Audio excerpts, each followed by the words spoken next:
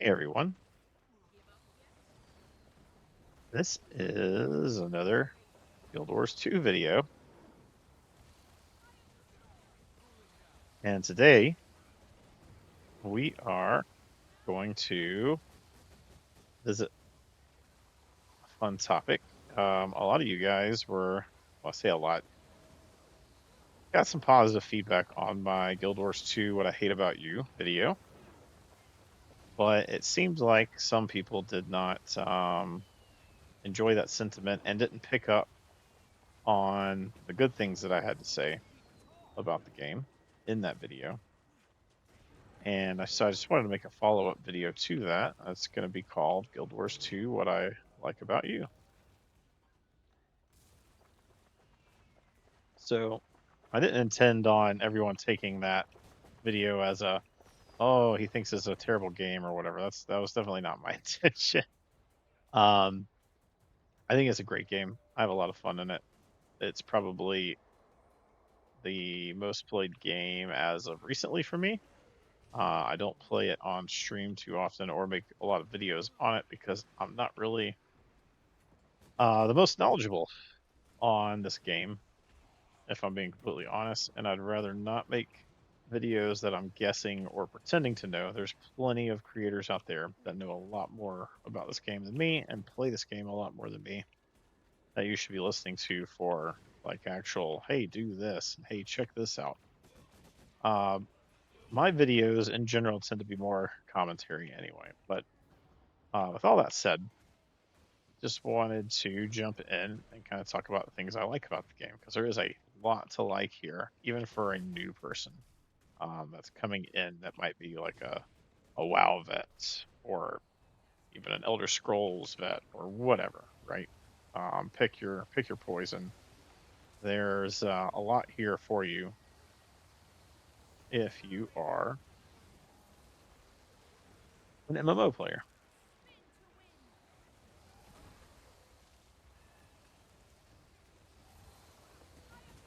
So while we have this discussion, in the background here is me running this strike with this pickup group. And I'm trying to look like I know what I'm doing because I've only done this strike like once. And maybe I look like I know what I'm doing. They haven't kicked me out yet, so. Yeah. So that being said, what do I like about this game? Well, first some background of my history with this game. I got this game very close to when it came out. Might have been when it came out. I don't recall if I had it at launch. If I didn't have it at launch, it was very soon after. I was a very avid MMO player back then, kind of like I still am. I still enjoy these games. I enjoy the shared universe and the feeling of progression in a shared world. Progression in a one-player game, nobody gets to see it, and it doesn't benefit anybody but you. In these shared worlds, your progression makes you more competitive in the world on the PvP side, as well as makes you more useful to other people on the PvE side and PvP side. So I do enjoy that aspect. So those games are definitely up my alley. Guild Wars 2 has been one that I've kind of come and gone from over the years. Like I mentioned, I played it at or right at launch, and it would always remain on my computer even if I wasn't actively playing it all the time. And every once in a while, I would run the updates and jump in and see what had changed. And the recent uptick of all of these old school type MMOs got me interested in taking another look at it. I have my video on Pantheon, and I'm going to do more videos on Pantheon. The update's coming, the big update's coming. But, while these other games are getting their identity and finding their footing or not, some of them might not make it, right?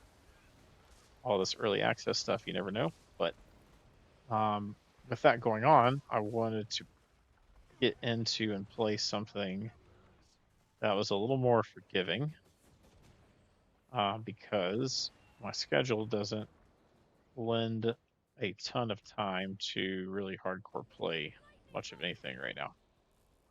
And Guild Wars 2 kind of fits the bill.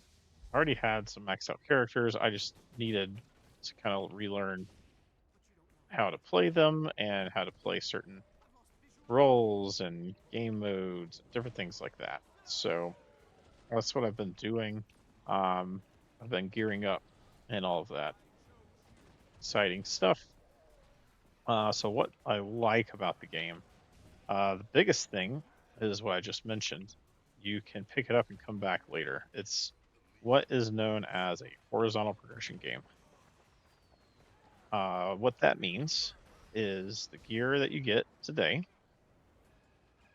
is just as relevant today as it will be 3 years from now.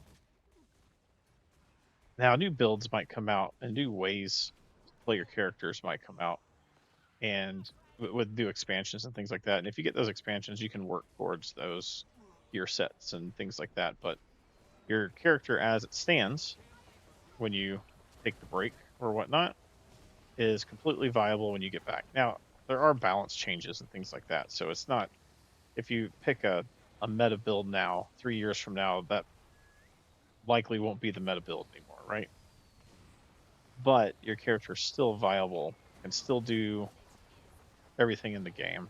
The gear doesn't have to be replaced with new gear that has new gear score and all of that junk. Everything is pretty much equaled out, which is amazing. So I could quit tonight, come back a year from now, and be able to pick up where I left off. I still have all the things that I left off with. All the progress remains and stays. I a couple years ago picked up WoW to try out the new expansion. I hadn't played WoW in years. But I had the itch. If you're an MMO player like me, you know the itch is real. You get the itch sometimes. You gotta jump back in and see what the game you used to play is like, or what the updates are, or try out a game that might not be new but new to you. You just get that itch. You get that itch to get into the world and explore it and play it. And I had the itch, so I jumped into WoW. And while it had its merits, and I didn't see like all the complaints that everybody had, people are always complaining about WoW and the problems it has and stuff.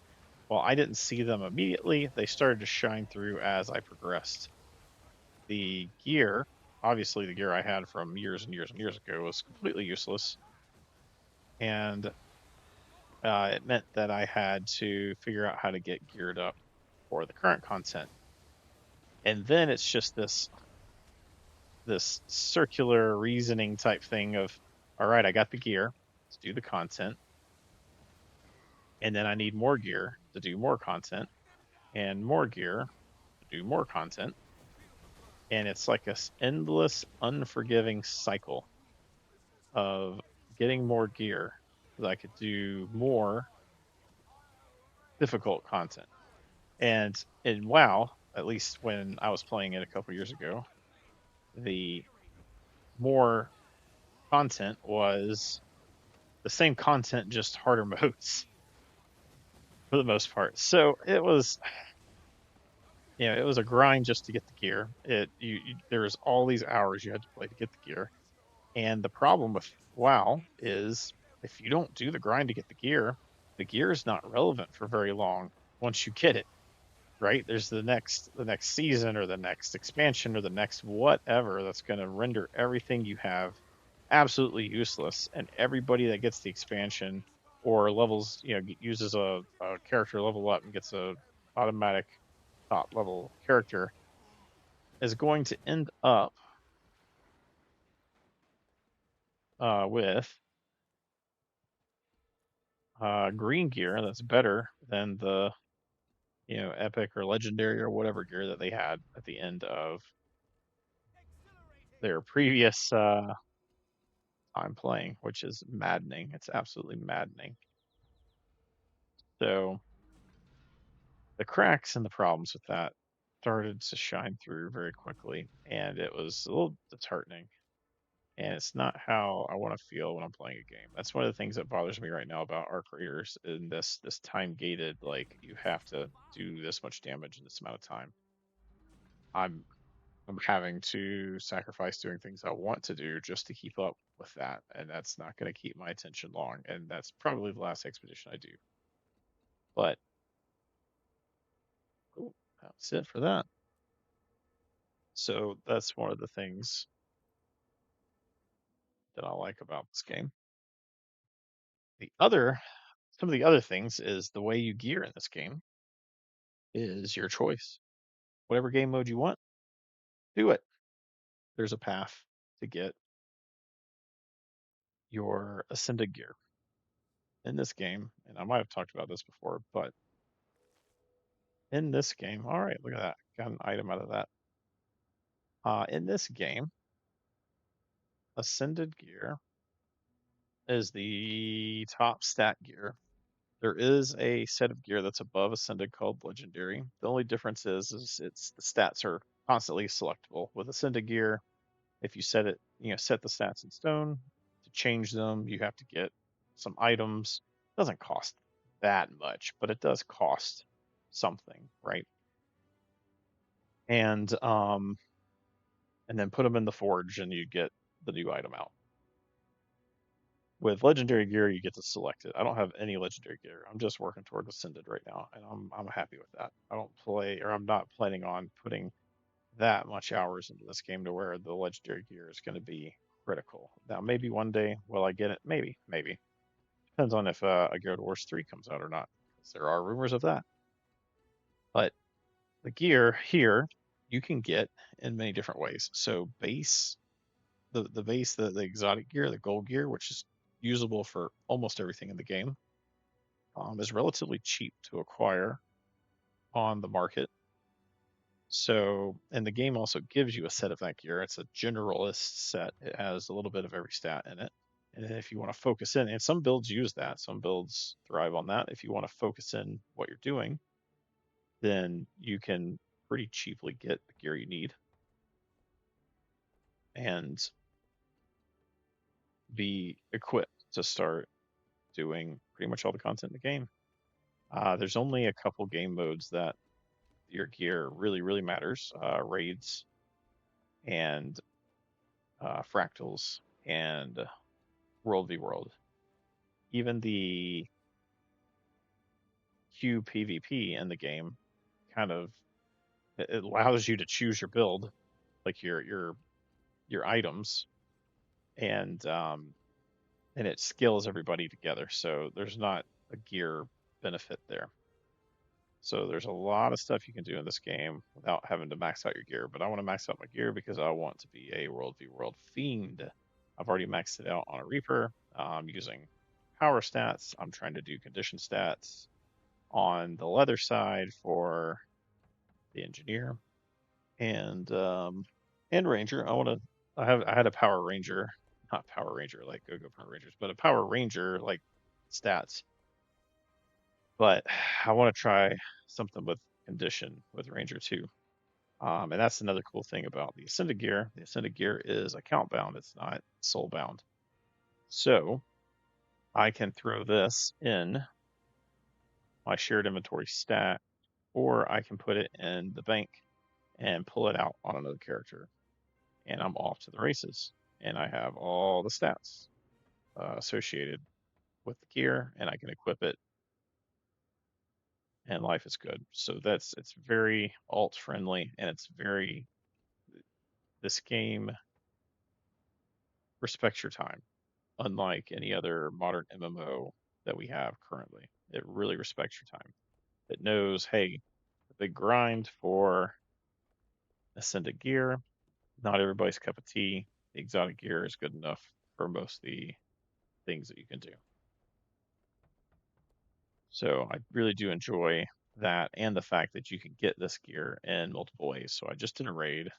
The raid gave me some of these shards. I could use these shards to buy some gear. And then um, I am doing, and let me show you this because this is And I think I might have shown this on another video, but just on the subject, you can acquire. Is it this merchant? I think it is this merchant. You can acquire your Ascended jewelry that's infused. So I'm not going to get into details on what infused is, but if you get the infused version of this here in World v World, it saves you a lot of gold and having to level up crafting, all kinds of stuff to infuse the ring to get the extra slot. So infused is an extra slot. You can also get one more slot on that, but that slot's very cheap to get. And so it sets you up to have all the slots you need. And the slots come into play if you want to do high level fractals because there's a stat you have to have for those. I'm not too interested in it, but a lot of people are. I'm more interested in the extra stats I can get through the infusions. And I'll put probably World v World infusions on those and be done with it. And then I'll get yelled at in raids because people will be like, "Why don't you have your PVE gear on?" And this is my everything gear. So yeah, those are the two probably the two big things about this game. On top of that, it's just fun. I went and got the Griffin mount, and while it's a big pain in the butt and a lot of running around, it was interesting to see parts of the world that I probably never would have seen if I wasn't doing it. And that's one of the other things that glows about this game is it really encourages exploration. The achievements take you all over the place, and you start unlocking the map like crazy when you start trying to do those achievements. So play the way you want, gear at your own pace, take a break whenever you want to. When you come back, your stuff is still relevant. And that is what I like about this game. And that will do it for this video. So let me know down below what is your favorite part of the game or what keeps you coming back to it after breaks. I will catch you guys next time.